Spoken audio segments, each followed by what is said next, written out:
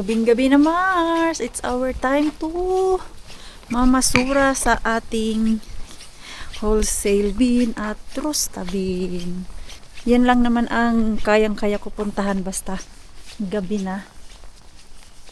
At least kahit pa konti-konti lang yung nakukuha ko dyan kay rosta bin at wholesale bin, may nakukuha pa din, diba? Kisa naman sa wala. Tsaga-tsaga ka lang talaga, meron ka naman talagang maiuwi. Hindi yung lagi kang mag-expect na may dala ka at may kuha ka dun kay Mr. Bean. Hindi naman din lagi may tapon si Mr. Bean ng maganda mga Mars. Pagod ko ngayong araw na to, 99%. Ganun kapagod mga Mars. Time check natin. Ayan, mag-aalas alas 8. Punta muna ako sa pharmacy. Bilhan ko si Mikso ng another medicine para sa kanyang ubo. Dahil iba yung ubo niya ngayon, may plema. Hindi nawawala yung plema ba? Kawawa naman yung aking Mikso. Lagi na lang may ubo. Hindi nabawalan. Di gaya dyan sa Pilipinas na pagpunta ng doktor may nire-resita agad. Yung nagpa-check up kami 3 days lang after makainom si Mikso ng gamot na niresita ng doktor, nawala yung ubo ni Mikso na matigas-tigas. Wala kasi yan dito. Yun yung hinahanap ko ba. Pwede kaya magpadala no? Yung magparesita ba? Tapos dalhin dito sa Finland, diba? Yeah. Alis, drive muna ako mga Mars. Mr. Bean. Tingnan natin kung may laman.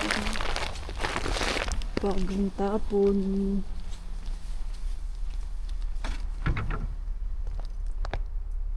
Oh. Wala man Mars.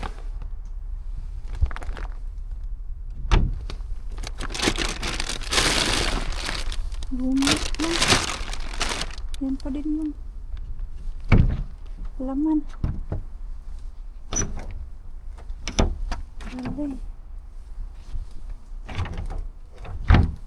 Yung bago.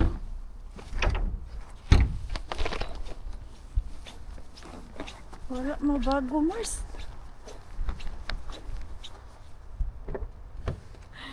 Ano yan? Paano yan mga Mars? Doon na lang tayo kay rosta bin. Okay. Antayin ko na lang yung isang staff doon na umalis. Nung umikot ako dito, andun pa yung isang sasakyan mga Mars. Natin. Let's see. Ayun, andun pa nga Mars. May isa pang sasakyan yun oh, yung pula. So, mag-aantay muna tayo dito. 8:24 pa kasi eh. Mamaya pa yung ano dyan, staff aalis. Okay. Ang tagal din umalis nung last staff 15 minutes din ako nag-antay dun. So, tingnan natin dito kung may bagong tapon.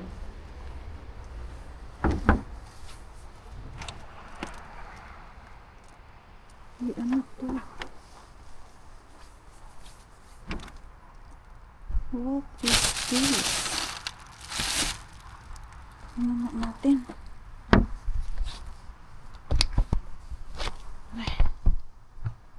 Yung ating camera ba 8% na lang mga Mas.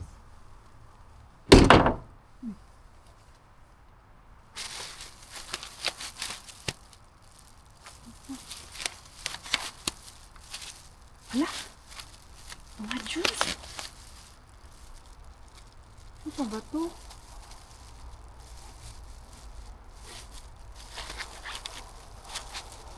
Diyos, mga Mars, ay binutasan.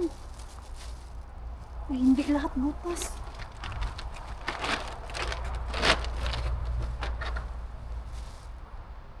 Hindi lahat butas, mga Mars. Ayan po, pinagbubutasan. Sinadya ba to?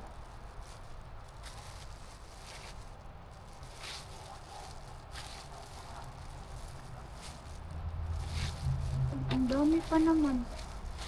Parang sinadya. Ay, parang sinadya to ay. Grabe, ang dami.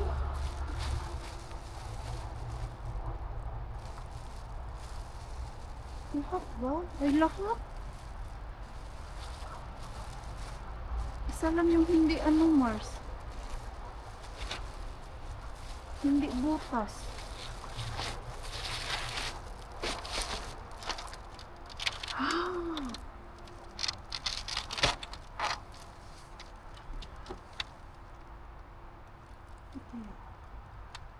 Sinadya ba ito nila? Bakit pa sa ilalim? Parang sinadya, Mars. Dito pa sa ilalim, oh. Tingnan ko, baby, baka makakuha pa ako ng hindi butas.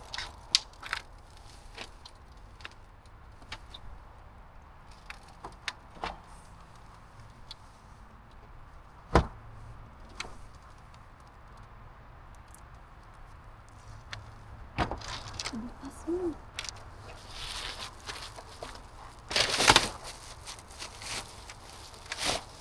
Sugars. Wah, sayang.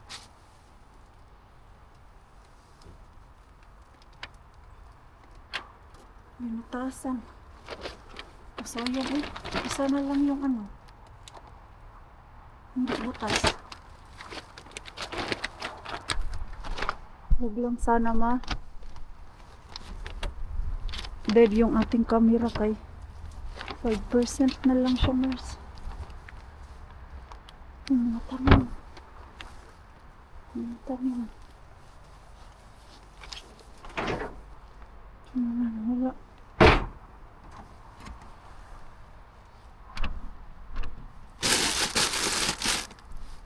Yung pitong basurahan na to. Baka meron ako makuha. Yatis yung aking camera. Palubat na mga Mars.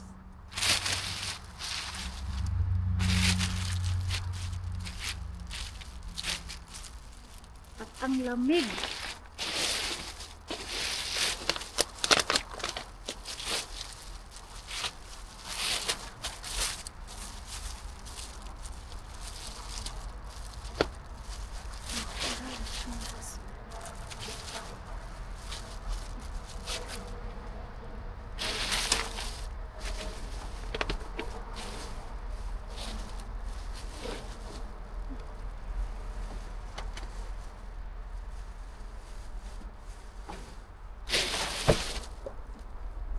Siyang basura.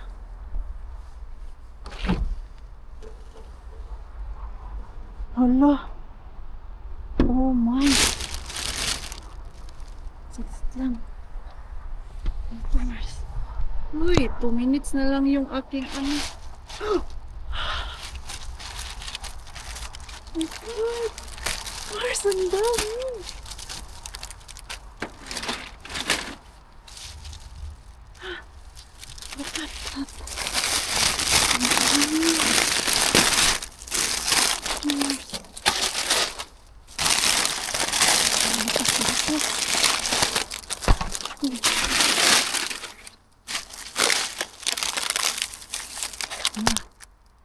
Nalubat talaga yung ating camera, Mars. Kanina pa ako dumating dito sa bahay, kaya lang hindi ako makapag-vlog. Kaya yung ating camera, lubat na lubat talaga. Chinarge ko kanina dun sa sasakyan nung pauwi ako. Kaya lang, hindi siya kaya. So,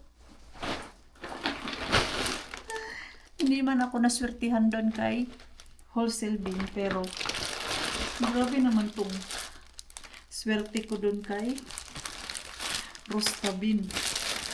Ang daming biscuit, Mars. Mga ano siya, parang binutasan talaga nila. Tapos ito,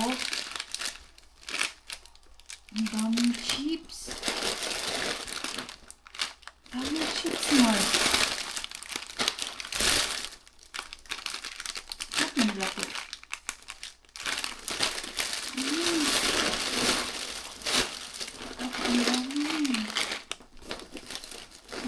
Masayangan talaga ako sa ano ay juice. Lahat talaga, Mars, maliban itong isa na to ay ito lang yung hindi bukas. Pero yung expiration niya next year pa naman. Or butas lang siguro talaga yung box. Dito talaga siya baong nabutasan. Diyan, kung saan mo bubutasan. Kasayang, uy. Happy pa naman ako kasi juice. Gustong-gusto to ni Mixo yung mga ganito, Mars. Oh, grabe.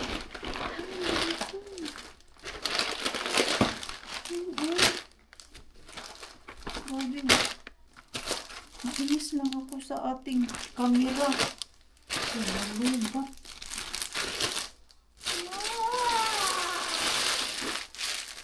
Ano naman ito?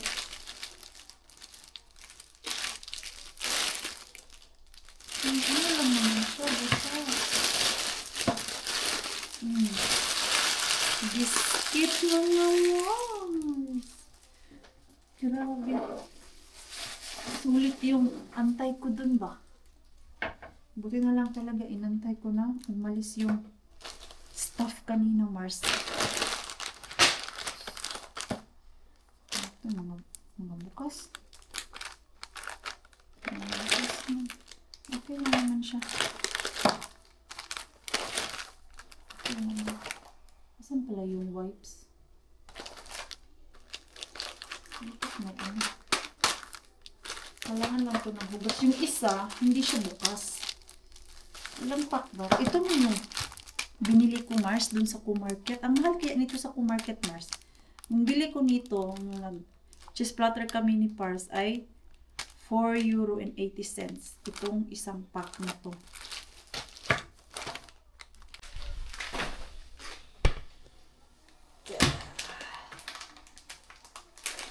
Ay. Yan lang yung ano dyan sa Rosta ba kay. Mini-mix nila mga Mars. Dun sa mga plastic na garbage. May mga papel. Kasi ito, ang kasama nito may mga papel. Tapos yung mga package na pinaglagyan. Ibang stuff. Kaya pagpasensyahan nyo ng mga Mars. Hindi ako nag-gloves pag nangaharbat ako dun sa Rosta bean natin. Kasi dry goods siya mga Mars eh. Alam mo yung wala talaga siyang mix na wet. Puro siya dry. At walang amoy yung basurahan na yan. Dahil nga sa tinatapon nila na puro papel. Yung mga ganito. Sabi ko naman po sa inyo mga Mars. Nakukuha ko lang talaga dyan kay Mr. Benz yung mga dry goods. So, ito hindi ako nag-pick nito mga Mars. Nakabutas to kaya nila tinapon. Hindi naman. Itong isa walang hangin. Walang hangin itong isa, Mars. Kumpara nito sa iba. Oh God. May chips na kami. Diba? Naswertihan. Ito naman siguro tong butas.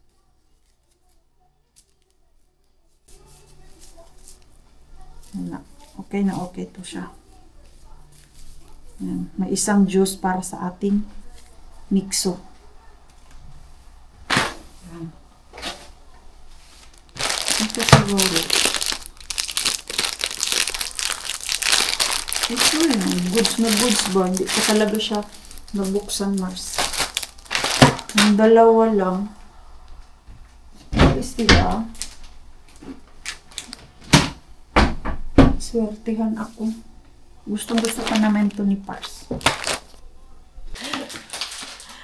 Natawa ako kay Pars. Kay... First one is called. Pipicture ako mga Mars, pang thumbnail ko. Gusto niya na kumain. Sabi ko, saglit lang, kaya hindi pa ako nakapag-thumbnail. Uy. Natin to ilagay. Marami tayong biskuit. Dito pala. Kasyang-kasya siya dito sa ating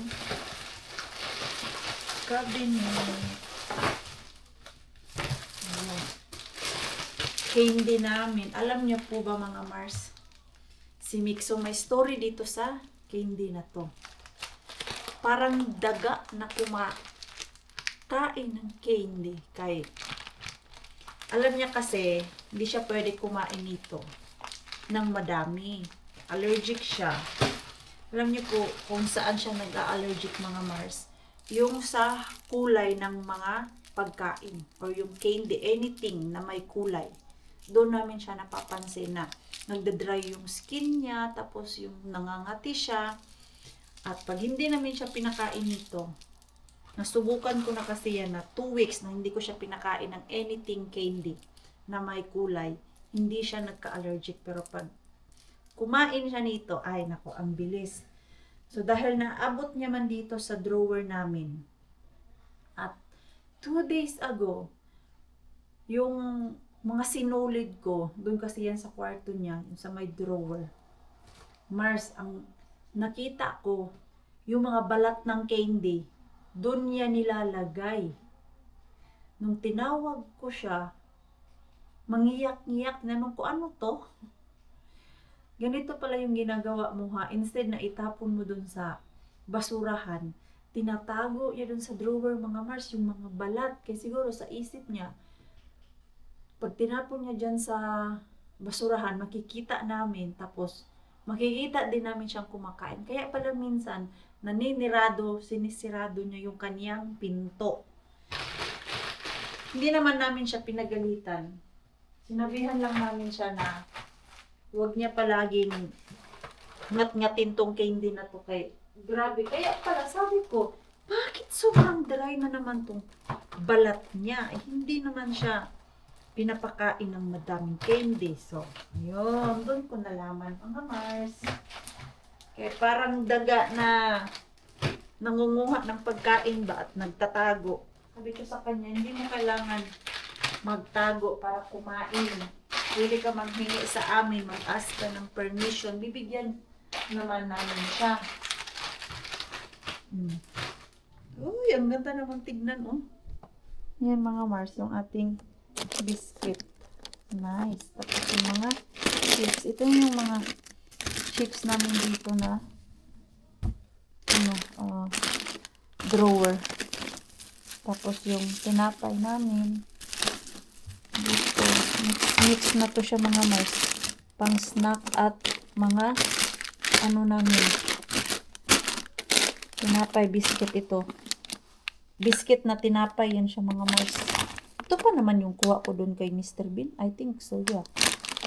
Yung kay Wholesale Bean ko yan nakuha eh. Then yung nag-iisang juice. Hinayan ako doon sa juice. Dami pa naman yun. So, okay lang yan. At least may nakuha akong isa mga Mars. Buti na lang talaga. Hindi ko kinuha yung isang plastic. Kaya baka ang ending ay tatapon ko lang din balik. Kailan kaya nila i-empty yung black bin nila? Lagi na lang puno. Hirap kalkalin eh. Pero okay din naman siya mga Mars. Kaya pag pumupunta ako doon, alam ko yung bagong tapon. Kaya nasa taas lang naman nila nilalagay. So mabilis lang makita ba? Maalala kung ano yung bagong tapon nila.